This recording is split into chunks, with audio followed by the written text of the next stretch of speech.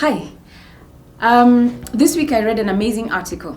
I don't know whether to call it amazing or scary or sad, but it was interesting all the same about how we're shackling ourselves to debt, and that's what we're going to talk about today. This is MoneyWise with Rina Hicks, where we create, grow, and preserve wealth.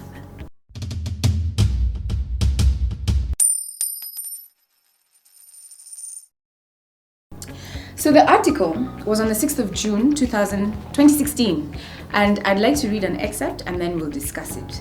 So this is what it says. An analysis of household consumption trends shows that on average, Kenyans can no longer live on their income and have resorted to draining their savings to survive. For more than 3 years now, Kenyans have been spending more than they earn, exposing themselves to an increasingly onerous debt burden. A Nation Newsplex review of government consumption data reveals. The data was analyzed in collaboration with the Institute of Economic Affairs. It goes on to say that data from 2016 economic survey, which was published in May, shows that the consumption rate was 102% in 2013 and 103% in 2014 and 102% in 2015.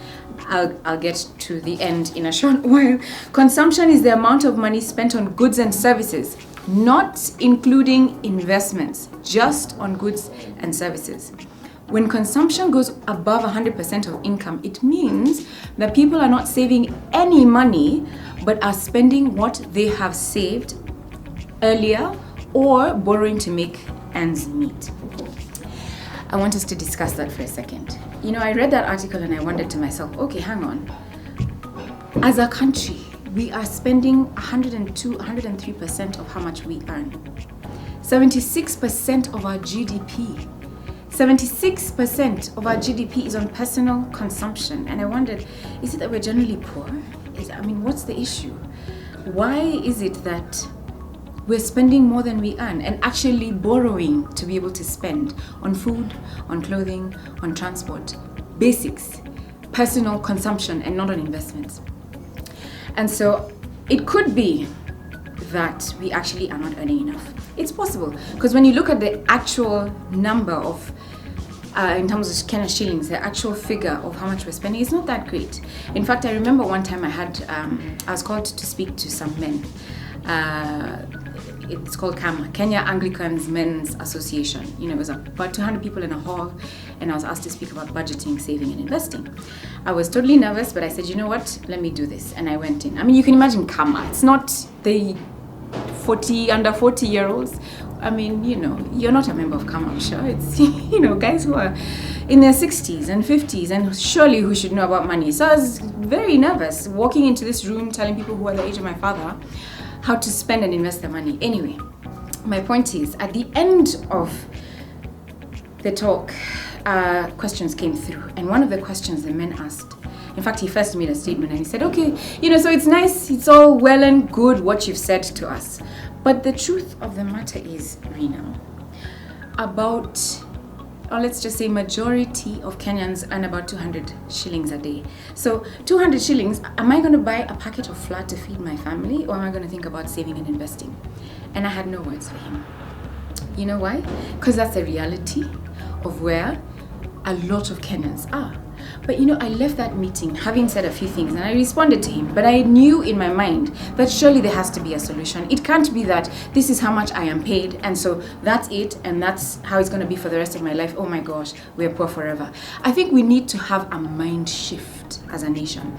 It doesn't mean that because all I have an opportunity to do is to cut stones somewhere, or to build somewhere, or to stitch, and that's it. There's many ways we can try and find opportunities to increase our wealth. I remember a couple of years ago, we had a nanny who worked for my husband's family. And what she would do, she'd wake up very early in the morning. She was a nanny and she earned a salary as a nanny. But she woke up early in the morning and she'd make mandazis. And at 4:30 a.m., she'd go on the streets. She had githeri and mandazis. And she'd sit and on her way, I think it was in the Kibera area, she would sit and sell these mandazis, sell the mandazis. And then by 6 o'clock, the streets have cleared, everybody's gone to work. She would then report to her job. report to her job, do her job, finish as a nanny, and then go back home. And sometimes when she really needed more money, she would actually make even more mandazis and chapatis and githeri and then go and sell some more. So don't feel constricted that this 200 shillings, 500 shillings that I'm earning every day is it. It is not it. There's so many things that you could do. If you're in university, for example, and you're good at braiding hair, or you're good at cutting hair if you're a young man, you can charge your friends a certain amount of money to do that. I remember I used to be really good at typing. I still am, and I type very fast. I would used to type people's assignments because I was really good at it, and I'd be, charge people to do that. Or you could be designated driver and charge your friends to take them to a party. Or you could decide you're going to use your talent. You could be really good at math or science, and you can teach younger kids how to do their math easier.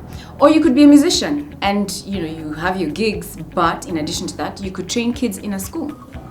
Or you're a really good sports person, you're a rugby player, soccer player, you can actually get a job as a trainer in a school. Or you can get neighbors together in your compound and tell the parents that you're going to teach them a certain skill. There's a number of things that you can do. Again, look inside. What are you talented at? What are you good at? Don't be stuck with the job that you have. It doesn't mean that is it.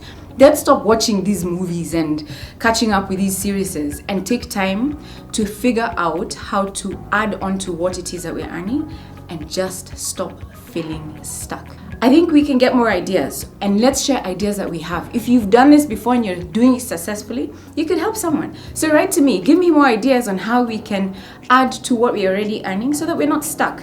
I think we can change the narrative for this country.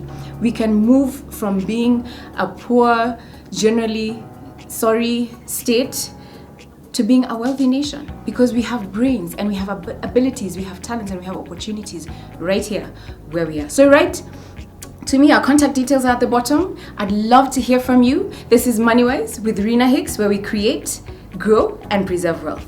All the best.